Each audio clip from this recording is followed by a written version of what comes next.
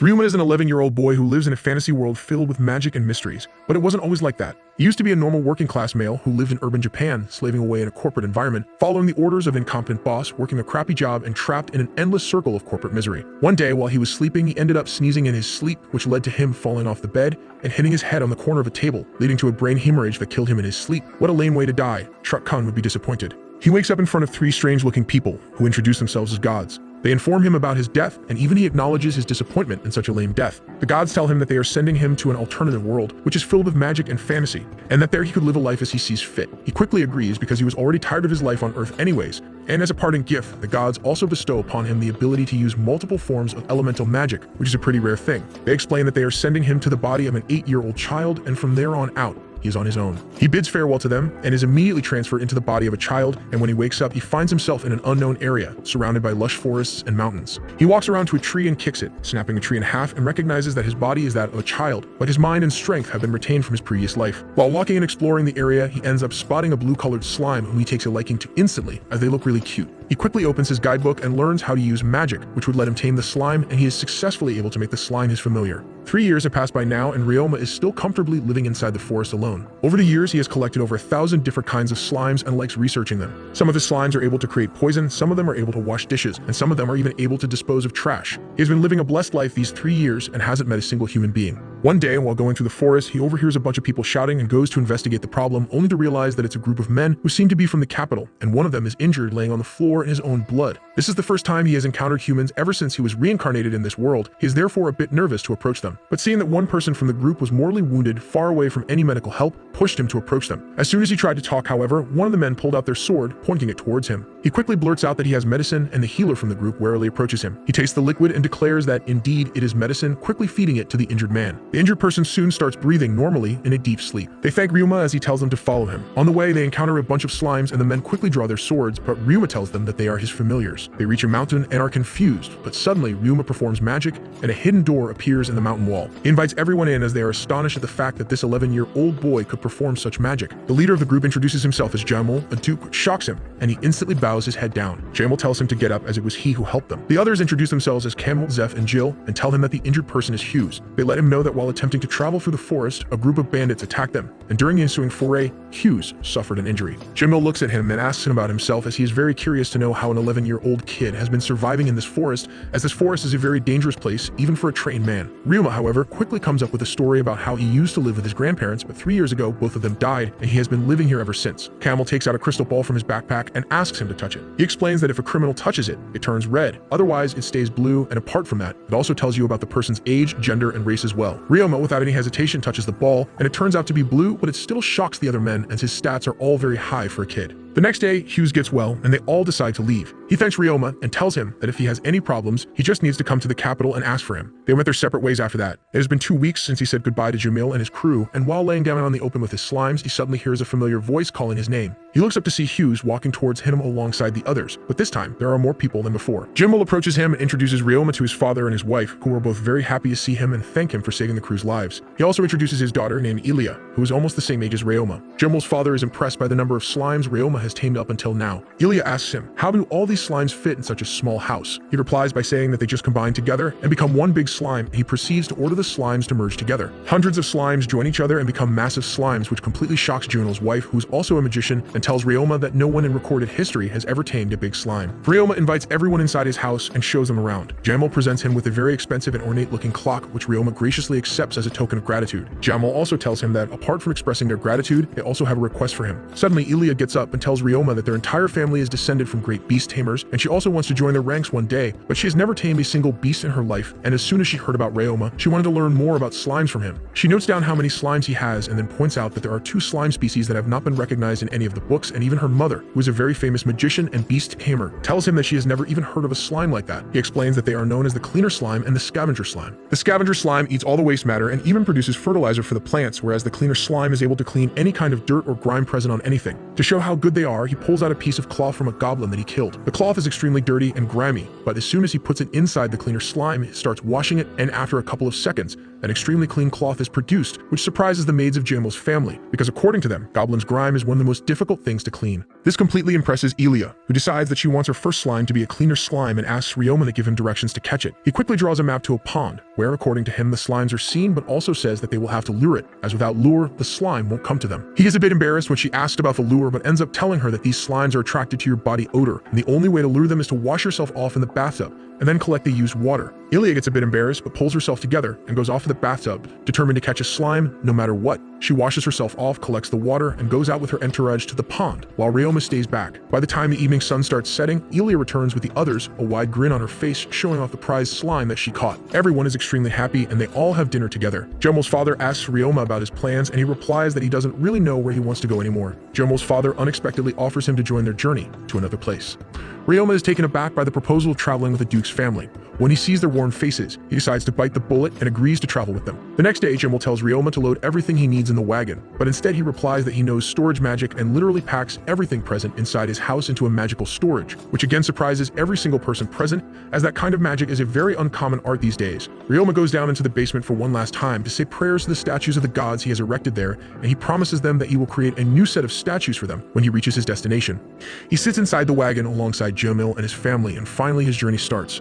Everything seems to be going great for the first few days, as they are able to travel great distances each day, put up tents for the night, make tasty food by the campfire, and sleep under the stars. But one evening, a heavy thunderstorm hits them, and while ascending a hill, Camel starts calling for Jomil and informs him that there has been a landslide and they can't follow this way anymore, and their best bet is to go around, which will at least add 3 days to their journey. Ryoma overhears this and takes out his raincoat, which he made with the help of the water-repellent properties of the slime, and runs out. He creates a barrier for the other men standing in the rain so that they don't get wet, and starts chanting some spells. He uses a combination of earth magic to flatten out the landslide and create a way over them, saving them a bunch of extra travel days. Jimmo is extremely pleased and thanks him again for his help before they set out on their journey again. They finally reach their destination, which is the city of Sealfall, and the Duke's family has offered Ryoma the chance to live with them, which he has accepted. The mines in this city have been reduced to a husk of their former selves, and Jamil has taken the responsibility to bring them back up to their former glory. The first day, Jamil's family takes Ryoma to the church, where he will get baptized, and shows him his stats on the stat board. He goes in, and as soon as he sets his stat board down, he is transferred into another space where he opens his eyes to find the gods looking at him. He at first thinks that he has died again and asks whether he is dead, to which the gods reply that he is alive and well, but the gods wanted to talk to him. So they pulled him out of the world for a short duration of time. They congratulate him for the achievements he has piled up for himself in these 3 years and reveal to him that they have been following each and every one of his exploits. They tell him that the reason no one recognizes the scavenger and the cleaner slimes is because Ryoma created them. They also tell him that there have been instances previously when they have brought humans from Earth back to this world, and Elia has ancestors from both her father's and her mother's side who were reincarnated from Earth. From her father's side,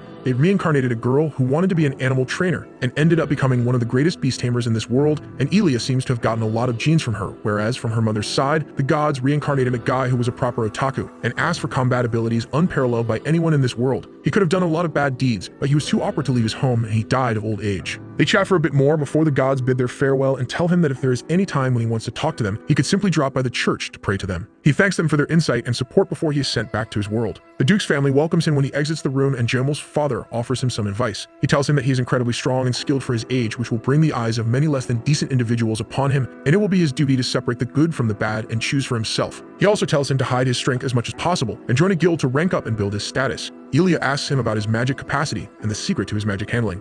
He reveals that he has a magic capacity of 198,000, and the princess nods her head and reveals that she has a magic capacity of 200,000, which surprises Ryoma. She tells him that people who are born with an unnaturally high magic capacity often have difficulties controlling their magic and are forced to learn ways to manage their magic capacity, but for some reason Ryoma is able to use magic very efficiently. They go to a beast taming guy that has a wide variety of trainers, but they refuse to take in Ryoma because the only beasts he tames are slimes, which don't have much compatibility. Jamel tells Ryoma to not get disheartened, as he has more qualities of an adventurer like combat skills and survival instincts. They then go to an adventurer's guild, where he has to undergo a test. A very intimidating man comes to test the skills of Ryoma, gives him a bow and arrow, tells him to hit all 5 targets without missing a single arrow, and backs off. Ryoma takes out his arrows and starts shooting them at an amazing speed. He ends up hitting every single target without fail, and not only that, he is also able to hit the bullseye on every single target. The next test has him hitting multiple moving targets at once, and this time instead of 5 targets, there are going to be 50 targets. The targets start swiftly shooting out of the machine, and to everyone's everyone's surprise, he starts shooting them with an even greater speed than before, hitting every single one of them without fail. The last 4 targets are shot all at once, and to everyone's surprise, he's able to shoot 4 arrows at once, hitting every single one of them. As soon as he was done, however, the guy threw a knife at him, which he was able to catch and throw back at him, before jumping to attack him. The guy tells him to stop and informs him that this was a test of his survival instincts, and he is the first one to be able to not only dodge the attack, but also attack back.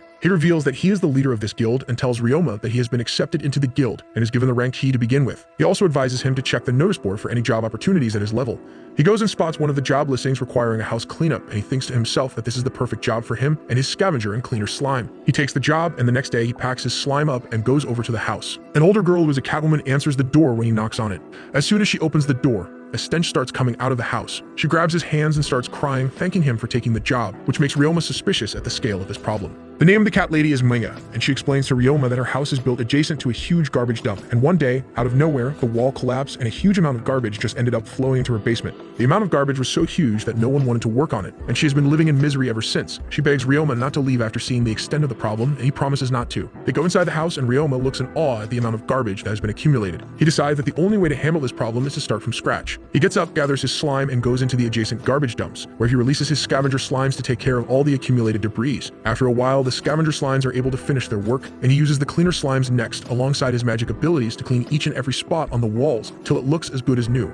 He then moves towards Maya's house and starts using his slime to take care of all the garbage, before disinfecting the place and using cleaner slimes to make it squeaky clean. He also uses his earth magic to patch the giant hole in the wall, which makes Maya so happy that she starts crying again. She signs the job completion form and even adds a huge sum of money as a token of gratitude for taking the work. He goes back to the guild and collects the reward, but before he could go, he was approached by the guild master, who called him in his room and they sat down. He thanks him for the job that he did at Maya's place and asks him for a favor. He tells him that the nearby communal toilets have not been cleaned for a long time, and no one is willing to take charge and deal with the situation. He thinks that Ryoma is the only one who would deal with it, so he agrees. He takes his scavengers and cleaner slimes again to the job and dresses up in protective gear before entering the huge communal toilet. As soon as the gate opens, copious amounts of fumes coming from the decomposing matter start coming out, but he persists and walks inside. He is completely taken aback by the gravity of this situation and gets to work at once. Thankfully, because the scavenger slimes got so much food at Maya's place, they were able to quickly grow and multiply, which hastened the task, but still it took a huge amount of time to clean one of the 30 toilets. By the time he disinfected the toilet, he noticed that there was a deadly poison leaking out and he got out quickly. He calls a meeting with the Duke's family and the guildmaster, informing them about the situation. They are taken aback by this news and are unable to devise a plan as they don't have enough manpower to clean the toilets, especially someone who would be willing to actually go into a toilet with poison leaking out.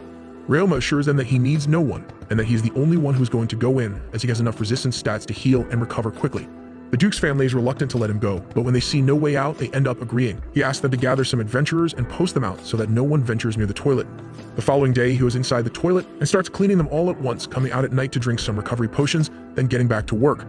By the time morning arises, he is able to finish his work and is greeted by Mia, who was also one of the adventurers who was posted outside. They all congratulate him on his great work, and he goes off to his house. The way he remembers it in his previous life, working past midnight was normal for him, and even then, his mother would always wait for him without sleeping. He feels pain as he remembers the empty house when she died and how he was so lonely. He enters the house, but this time he is greeted by the entire family of Duke Jomil, and seeing everyone waiting for him brings tears to his eyes, and he starts crying while Jomil's wife consoles him. When Ryoma wakes up the following morning and makes his way downstairs for breakfast, Ilya welcomes him with a lavish spread of food and asks him for a favor. She asks him to teach him how to play with magic, which Ryoma accepts, and after having a splendid breakfast, they all go outside, where the first piece of magic that he teaches Ilya is creating bubbles with the help of water and air magic. At first she has some problems because her bubbles are not as strong as his and are easily popped, whereas his bubbles are very strong and stay in their actual form for a very long time. He also teaches her how to cast water magic to create different shapes, and while she is playing around with that, he requests that Camel teach him some offensive magic as he lacks those capabilities as of now. Camel, of course, agrees and starts by teaching him how to use fire arrows. Surprisingly enough, Ryoma is able to cast fire arrows with ease, and instead of spending too much time trying to learn it, he just advances to all of the different types of offensive magic a Camel knows, such as a fire wall, ice arrows, water spiral, etc.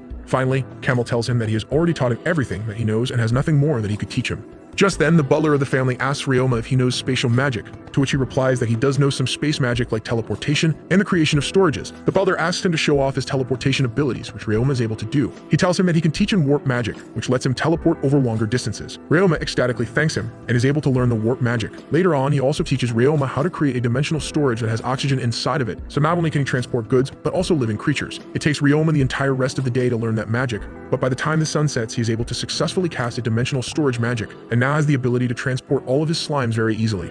The next day, day, they all travel to the iron mines of the city, and Ryoma, alongside Ilya and her entourage, enter the mine shaft to get rid of the monsters occupying it. While walking through the shafts, they are stopped by a giant cave mantis, which is not a very strong monster but can multiply relatively quickly, so giant hordes of them could be a problem. The others decide to let Ilya handle the solo cave mantis. The mantis starts walking towards her, and she uses an ice arrow but misses the attack. The mantis starts running towards her, but before it could attack her, she was able to kill him by hitting him with another ice arrow. Ryoma uses his scavenger slimes to clean up the body, and they move forward. Suddenly, they encounter a group of cave mantises, and this time, Ryoma decides to deal with them. He runs towards them, takes out his daggers, and uses his magic to strengthen himself before jumping upon the mantises, killing them one after the other. He gets out his slime and starts cleaning up when Ilya spots something in the distance and runs towards it. It turns out to be a metal slime, which she captures and hands over to Ryoma as a present for teaching him to play with magic. Ryoma is extremely happy with the gift, and they end up killing the rest of the monsters occupying the shaft before coming out. While examining the slime, something comes up in Ryoma's mind, and he ends up using a combination of magic to extract the iron ore from the soil and convert it into an iron ingot. This surprises the Duke, and he takes Ryoma to a trader in the city, where Ryoma shows his capabilities to craft incredibly fine items. The trader immediately agrees to sell Ryoma's product, and Jamal reassures him that the trader is a trustworthy person. The next day, the guildmaster calls a bunch of adventurers for a meeting and tells them that their next job is to clear another mine shaft that is infested by monsters. The next day, he is picked up in a carriage from his house by a bunch of adventurers and taken to the abandoned mine shaft, where they are greeted by the guildmaster. He debriefs them and informs them that inside the shaft, they would be dealing with a bunch of cave mantises, rats, and cave bats. Alone, they are not a problem, but in large groups, it could be a huge menace to deal with. The adventurers go inside, and while walking, they decide that the ground-dwelling monsters will be dealt with by the rest, while the flying monsters will be taken care of by Ryoma, as he is the only one in the group who knows offensive magic. After clearing the area, they leave the shaft for a small break, but when they come outside, they sense that something is wrong, and indeed, the guildmaster informs them that a bunch of adventurers got surrounded by around 500 goblins and got badly injured. He tells everyone that they are going to rescue them and defeat the goblins. They all enter the dungeons, but to everyone's surprise, they grossly miscalculated the number of goblins they would be dealing with. Instead of 500, there were more than 2,000 goblins. The adventurers start engaging them in combat, but slowly their arrows start running out, and no matter how many they kill, there seems to be no end to the goblins. Ryoma decides to cover every adventurer inside of a soundproof barrier and uses Sound Blast before releasing his slimes from the dimensional storage. The slimes end up attacking all the goblins and defeating them. Before they could celebrate, however, the commander of the goblins along with a bunch of other hobgoblins emerged from the cave, but Ryoma, along with his slimes and the other adventurers, were able to take down the goblins without letting anyone get killed. By the end of it, everyone is covered in goblin grime, but thanks to the cleaner slime that he has, they all get cleaned up before concluding the quest and returning home. On his arrival, he meets up with the Duke's family and, to everyone's surprise, tells them that he wants to carve his own path from now on and thanks them for everything they did for him. He explains that all this time he has been constantly taking help from all of them and hasn't done anything on his own up until now. He was only able to travel to this city because the Duke's family graciously invited him to stay with them, and then they were the ones who helped him get baptized before taking him to the Beast Taming Guild, and then the Adventurers Guild. They were the ones who were hosting him at his place, providing him with food and even training him in the arts of offensive magic and spatial magic. They also helped him meet the trader so that he could establish his own business. Getting all these flavors from the Duke's family, where they want nothing in return, makes him feel like he's being spoiled by everyone, and if it keeps happening, he might lose touch with himself. Jumo looks at him and says that he already had an inkling that one day he might say that. Still, both Ilya and her mom were extremely sad about this news and tried to dissuade him from going, but Ryoma stood his ground, saying that he has to do this at any cost, and Jamal supported him, saying that it's good for his personal growth. The Duke, however, put a few conditions in place. First of all, he will visit them once every few months so they know that he is doing well. Apart from that, he will keep sending them letters every single week explaining his adventures and any happenings, and whenever he comes to this town, he will stay with them. He agrees to all of them, but Ilya also walks up to him with one final request. She asks him to meet her in 3 years, when she will get a big vacation from her school, and then to meet her again in 6 years, when she will be a graduate. He agrees to that and is told about all the different monsters he might encounter, which he doesn't know about as he has never ventured outside of the forest. They also tell him about a special bird that has a breeding season everywhere and is known to be particularly hard to tame. Its feathers are a prized possession, and apart from their economic value, they are just beautiful to look at once they fill the skies. Ryoma promises to come back when the breeding season comes so that he could witness the phenomenon with all of them together. Jamal asks Ryoma about his plans further on, and he replies that as of now, he's going to open his own laundry business that has great chances of success, because every time an adventurer gets goblin grime on their gear, they are forced to abandon the gear and buy a new one. But if he can wash them clean, it would save everyone a lot of money. Jumo's father advises him to visit the trader once again with his idea, as he might be able to help him with this. He visits the trader alongside Ilya and shows him the cleaner slime, which totally shocks the trader as he has never seen anything like this before. He is extremely happy at the prospect of earning money alongside Ryoma and offers him to join the merchant guild, as it comes with its own perks. Ryoma agrees, so he takes both him and Ilya to an old lady who is also very surprised to see an entire new breed of slime and gives him an application to fill out. She then gets a book out, gives him a map, and shows him the location where he will put his shop. She warns him that the current condition of his shop is extremely extremely bad, but the location is very good, and she will give him a good deal for it. He goes to the location alongside the trader and Elia and seems pleased by the locality, as it is in a very central area, close to the Adventurers Guild and other industrial areas. He decides to buy the location and starts cleaning the area by using the acid slime to destroy all the weed and scavenger slimes to clean the entire area. He then started laying the foundation of his establishment with the help of Hughes and the others. Once the construction has been completed, he seeks help from the adventurers and starts painting the entire building. Finally, once the building is completed with the help of Elia, he makes a lawn in front of the building to give it a little bit of personality. Later that evening, he goes by the church again and is transported to the heavenly world. But this time, only one of the gods was available, as he said the other two went on a picnic to Earth. He tells him that they don't have much time to talk and advises him to know that he is still in his child form. And even though he has the brain of an adult, he still feels the emotions like a child and they might overwhelm him if he is not careful. However, before he could ask him about the details, he was transported back to his world. Ryoma names his laundry service the Bamboo Forest and holds a giant feast, inviting everyone around to see his finished business a day before the grand opening. The next day, he works hard alongside Elia and her maids to cook food for everyone. And while doing so, he is called upon by the trader who brought two prospective assistants for him. The assistants turn out to be a pair of twins. They seem to be apprehensive towards Ryoma as his age is only 11 and he already has established a business. He takes them around the building, showing them how things work. He informs them that they have to give the customers the sacks so they can put all their clothes in them and then give them to them for washing. The sacks need to be delivered to the back room, which is full of cleaners and scavenger slimes who quickly clean all the dirt and grime from the clothes, before sending them to the metal slime who eliminates all the wrinkles and makes the clothes crisp as if they have been ironed. He also explains that no water is involved in this laundry business as the slimes are simply eating away at the dirt, so there is no need to dry out the clothes. After that, he asks them to help him with the feast, as the guests have arrived. Everyone he knows arrives for the feast, and the twins are surprised at how much these people trust Ryoma. After the feast is over, Ryoma shows them their living quarters and asks them if they would want to work with him, and they tell him that they were not sure at first, but now they think that they have a lot to learn from him and would love to work for him. The day of the grand opening arrives, but Ryoma isn't very optimistic as he hasn't even advertised his place properly. He decides to go to the Adventurers Guild to post some advertisements for his laundry business and is shocked to see that Mia has already posted a poster advertising his place. He then looks at the notice board and decides to pick up a quest as he thinks his day would be pretty empty. He goes to a mineshaft and eliminates some monsters while collecting the herbs he needs for the quest. He returns back to the guild, collects the reward, and goes back to the bamboo forest. He turns around the corner and is completely shocked to see that his establishment is completely swarmed with people. He couldn't even get in because of the rush and had to use his warp magic to get in. He quickly gets back to work and starts putting the laundry in place. After the day is over and everyone is gone, he is shocked at how many people came today and realizes that the twins haven't had any time to rest in the entire day. He decides that he will hire more workers as soon as possible, and the very next day he visits the old lady from the Merchants Guild and asks her to give him some suggestions on how to get more workers. The next day at the bamboo forest was even better than the first. The customers came in an even greater number, and they seemed to be really satisfied with the cleaning that he was providing. He realized that if his business keeps increasing in this proportion, he will have to hire many more individuals to work for him. So he goes back to the guild to meet with all the potential employees. He enters the room, which is filled with people of different ages who want a job, but as soon as they see Ryoma, they are shocked. Ryoma realized that not many people would want to work under an 11-year-old kid, no matter how successful he is. Apart from that, he even informs the candidates that if they choose to work for him, they will have to work alongside the slimes, who are to be treated as other employees as well.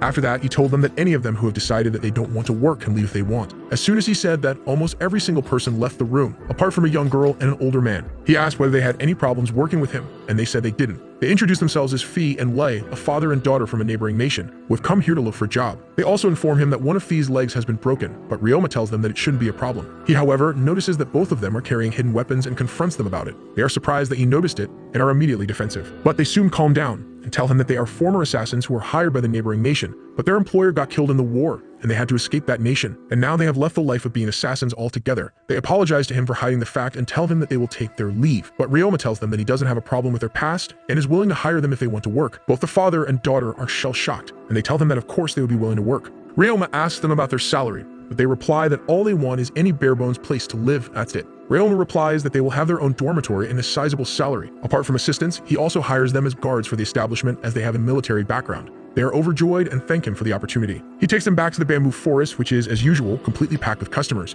He introduces them to the twins, Carla and Callum, and they start working. After the day's work is done, he takes Faye and Lai into the back room and lays Fee down, before taking out his healing slime. Neither Fee nor Lai have ever seen such a slime. Ask them about it. Ryoma decides to give them a demonstration and lets one of the healing slimes heal Fee's leg in a matter of seconds. He gets up and is shocked to find out that his leg has been completely healed, and both he and Lai start tearing up, thanking him, saying that a healer would have taken a fortune to heal his leg. The next day again, the bamboo forest is swarmed with customers, and he realizes they need more workers, so he goes back to the guild and requests for more workers and a cook. The following day, he goes in to meet the new workers, and it turns out to be 3 girls from the same village named Fina, Maria, and Jane. The old lady was also able to get a cook named Selma, who used to work in an inn.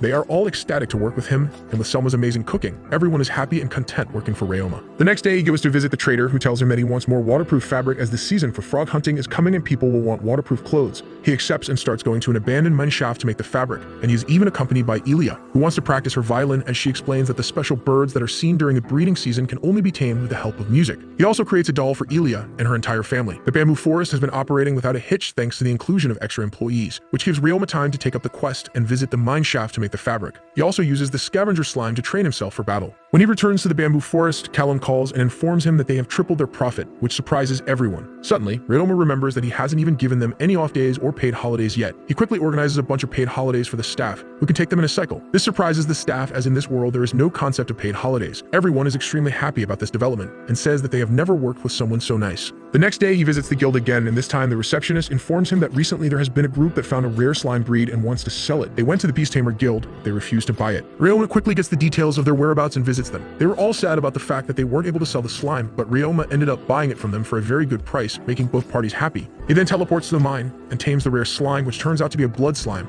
that sucks the blood out of organisms. He meets Ilia again, who tells him to accompany her the following day as she's going to learn taming magic from her family. Ryoma goes with the Duke's family and has a very interesting lesson in taming different beasts. He also gets to know that Guillermo's wife is an excellent tamer and has tamed more than 100 very dangerous wolf-type beasts, and Guillermo's father is even more impressive as he has around 20 tamed dragons under his command. Finally, the day of the outbreak comes, and as promised, Ryoma accompanies the Duke's family to the pond, where they spot a bunch of lemur birds flying around and hunting for the frogs inside the pond. A bunch of other adventurers are also trying to catch the frogs, as you can make medicine from them. One of the adventurers goes near the edge of the bank and takes out his flute, trying to tame one of the birds. He tries playing a song for them, but the birds seem to not like the song, which angers him, and he takes out his sword, trying to subdue one of the birds by force, but the birds start attacking him with wind magic. He starts running straight towards the Duke's family and trips in the water. Thankfully, both Camel and Ryoma use their dirt wall magic to save his life. Suddenly, there is a very loud sound emanating from among the birds, which seems to be affecting every single person, but thankfully, Ryoma seems to be completely fine because he has excellent stats. He locates the bird, eliminates that sound, and uses his silence magic on it, which makes the horde run away. The others quickly help the other adventurers, tending to their wounds, and Guillermo's dad explained to Ryoma that the bird that made that loud noise was a special lemur bird, which are extremely rare. Ryoma and the others wait near the pond for the birds to return,